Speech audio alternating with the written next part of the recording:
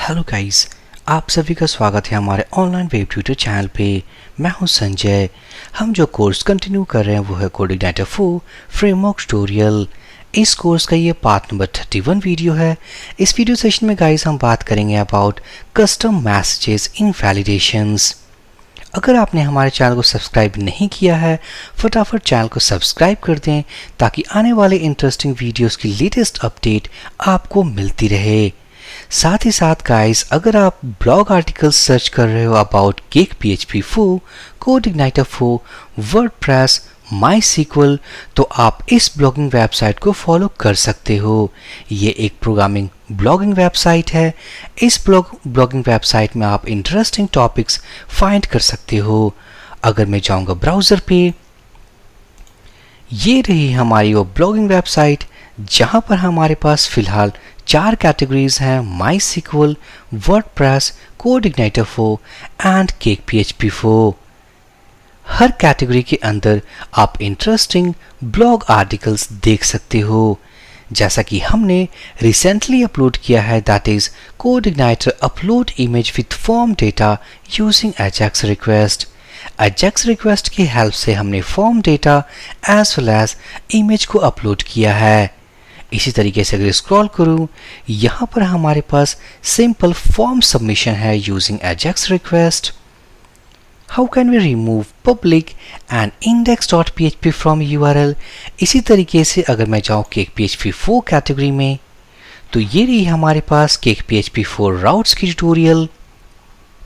Next है हमारे पास cake PHP 4 के CRUD ट्यूटोरियल विथ माईसीक्वल, जहां पर हमने create, read, update and delete सभी ऑपरेशंस के बारे में डिस्कस किया है। तो आप इस ब्लॉगिंग वेबसाइट को फॉलो कर सकते हो to get more interesting and useful contents to learn. चलिए वीडियो हम स्टार्ट करते हैं। इस वीडियो सेशन में गाइस, जो पिछली वीडियो थी वहां पर हमने कुछ वैलिडेशन रूल्स अप्लाई किए थे, जिसके जरिए हमारे पास कुछ वैलिडेशन मैसेजेस आ रहे हैं। ये मैसेजेस तब आएंगे जब हमने कोई भी वैल्यू फिल नहीं किया और अपने फॉर्म को सबमिट कर दिया। अगर मैं कोई वैल्यू सबमिट कर दूं, सबमिट पे क्लिक करूं, तो हमारे पास कोई भी एरर नहीं है। अगर मैं जाऊं एडिटर पे, साइट कंट्रोलर, ये रहा हमारा वो मेथड कॉल्ड माई वैलिडेशन। अगर हमारे पास कोई एरर नहीं है तो मैं सारे वैल्यूज को प्रिंट करूंगा। सो प्रिंट आर, और यहां पर करूंगा like this request and simply we will use get where method. Get where method के हेल्प से हम सारे वैल्यूज को प्रिंट कर सकते हैं जो भी हम फॉर्म इनपुट से अपने कंट्रोलर को सेंड करेंगे। इसी तरीके से मैं एक name, email, mobile dummy search करूंगा, फिल करूंगा, सबमिट करूंगा, तो हमारे पास ये वैल्यूज हैं। अगर हमने कोई वैल्यू फिल नहीं किया है, सबमिट पे क्लिक किया, तो ये हमारे पास एरर्स हैं। अगर मैं जाऊं अपने माई वैलिडेशन व्यू फाइल पे, यहां पर अगर मैं करूं something first underscore name, email underscore address, mobile underscore number, ये हमारे नेम एट्रीब्यूट्स हैं। अगर इन नेम एट्रीब्यूट्स को कॉपी कर लूं, यहां पर रूल्स पे अप्लाई कर दूं, क्योंकि हम इन्हीं फील्ड्स के ऊपर हम रूल्स क्रिएट किया हुआ हमने। मैं सेव करूंगा, ब्राउज़र पे जाऊंगा, रिलोड करूंगा, वापस से मैं सबमिट करूंगा विदाउट एनी वैल्यू, तो हम देख सकते हैं हमारे पास जो एरर मैसेज है वो सिस्टम जनरेटेड, वो कुछ इस तरीके से है: the first name field is required, the email address field is required, the mobile field is required. तो यहाँ पर जो हमारे पास first name, email address, mobile number, ये नेम एट्रीब्यूट्स होते हैं जो हमने स्पेसिफाई किया हुआ है अपने व्यू फाइल में। तो ये यूज़र प्रोस्पेक्टिव से ये अच्छा नहीं है, क्योंकि ये यूज़र फ्रेंडली मैसेज नहीं है। अगर इसे यूज़र फ्रेंडली मैसेज बनाना हो तो हमें इसे चेंज करना होगा, क्योंकि ये तो हमारे पॉइंट ऑफ व्यू से है, क्योंकि हमने इसे नेम एट्रीब्यूट यूज़ किया है। तो इसी कॉन्सेप्ट के लिए हम यूज़ करेंगे कस्टम वैलिडेशन मैसेजेस। तो हम कैसे करेंगे? सिंपली हम एक सेकेंड वेरिएबल क्रिएट करेंगे with the name of messages, क्योंकि इस वैलिडेट मेथड को अगर आपने ध्यान दिया हो तो हमारे पास दो वेरिएबल्स हैं, पहला रूल्स एंड दूसरा मैसेजेस। जो मैसेजेस है वो ऑप्शनल है, अगर हम उसे पास नहीं करेंगे तो सिस्टम डिफ़ॉल्ट जनरेटेड मैसेजेस ये यूज़ करेगा। तो हम यूज़ करने वाले हैं रूल्स, ये पहला था हमारा, एंड ये मैसेजेस सेकेंड वेरिएबल है। इसके अंदर सेम हम सारे कीज़ को यूज़ करेंगे। मैंने कॉपी पेस्ट कर दिया है। अब मैं हर की के पास एक एरे क्रिएट करूंगा। हमारे पास एक रिक्वायर्ड रूल है यहाँ पर। रिक्वायर्ड के केस में हम मैसेज किस तरीके से चाहते हैं, वो मैसेज होगा like first name should be required. इसी तरीके से ईमेल एड्रेस में भी हमारे पास एक रूल है। मैं एक एरे क्रिएट करूंगा। अगर हमारे दिमाग में अगर ये क्वेश्चन है कि हम एरे क्यों क्रिएट कर रहे हैं, वो इसलिए क्योंकि एक फील्ड के साथ मल्टीपल रूल्स अटैच हो सकते हैं। तो सारे रूल्स के लिए मीन्स इंडिविजुअल मैसेजेस के लिए मीन्स हर रूल के लिए अलग अलग मैसेजेस के लिए हम इस एरे का यूज़ करते हैं और यहाँ पर रूल और उसके कस्टम मैसेज को डिफाइन करते हैं। इसी तरीके से ईमेल एड्रेस में हमारे पास रिक्वायर्ड है, सो ईमेल एड्रेस इज नीडेड।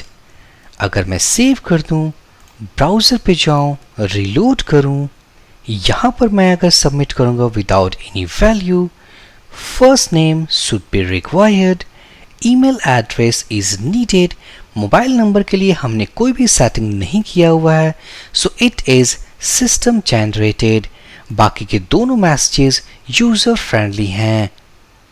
इसी तरीके से अगर हमारे पास मल्टीपल्स रूल्स हो, लाइक इस फर्स्ट नेम में हमारे पास हो like mean length equals to 3, हमारे पास एक और रूल हो like max length equals to 10, save करूंगा, ब्राउज़र पे जाऊंगा, रीलोड करूंगा। अगर हमने कोई वैल्यू पास किया, ये रिक्वायर्ड रूल को तो क्रॉस कर गई क्योंकि हमने वैल्यू पास किया है, बट यहाँ पर हमारे पास दो अदर रूल्स हैं called mean length and max length. Mean length rule के अकॉर्डिंग हमारे पास मिनिमम कैरेक्टर्स 3 होने चाहिए, बट हमने जो वैल्यू पास किया हुआ है उसमें 2 ही कैरेक्टर्स हैं।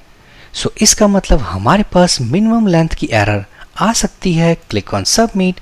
First name field must be at least 3 characters in length. ये भी एक सिस्टम जनरेटेड मैसेज है।